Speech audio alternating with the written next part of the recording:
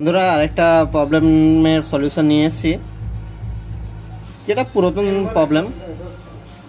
এটার প্রবলেমটা হচ্ছে কি, স্যামসাংয়ে বলে দিচ্ছে মডেল হচ্ছে M127F, M12 বলতে পারেন। এটার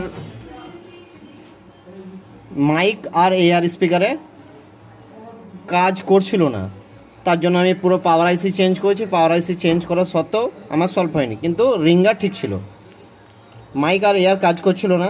এখন আপনাদেরকে দেখিয়ে দিই একটুকু। এটা আমি সলিউশন করে দিয়েছি, এটা সলিউশন করে দিয়েছি, আপনাদেরকে চেক করে দিই। হ্যালো হ্যালো হ্যালো, সমস্ত লাইন আমাদের ঠিক হয়ে গেছে।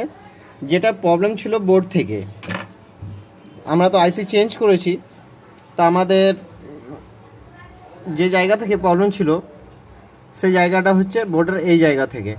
এটা আপনারা হয়তো বুঝতে পারবেন না, আমি মাইক্রোস্কোপে দেখিয়ে দিচ্ছি। তো আমাদের লেয়ার কেটেছিল, তো সেকেন্ড লেয়ার বোর্ডের সেকেন্ড লেয়ারে প্রবলেম ছিল। তো সেকেন্ড লেয়ারে যে জাম্পারগুলো কেটেছিল, সরি যে লাইনগুলো কেটেছিল, আমাকে সবগুলো জাম্পার করতে হয়েছে।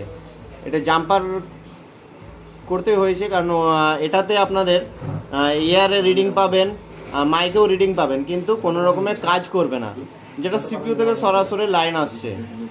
তো আমি করেছি কি, এটার সেকেন্ড লেয়ারকে তুলে সেকেন্ড লেয়ারে যে লাইনগুলো কেটেছিল সেগুলো জাম্পার করেছি, তার ফলে আমার কাজ করতে লেগেছে।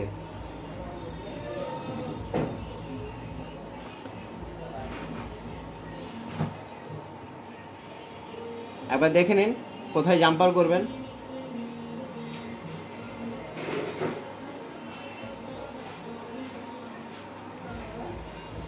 আমি আর একটু জুম করে দেখাবার চেষ্টা করছি।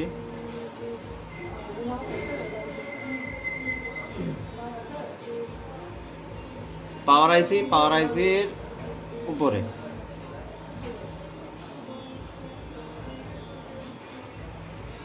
ঠিক আছে।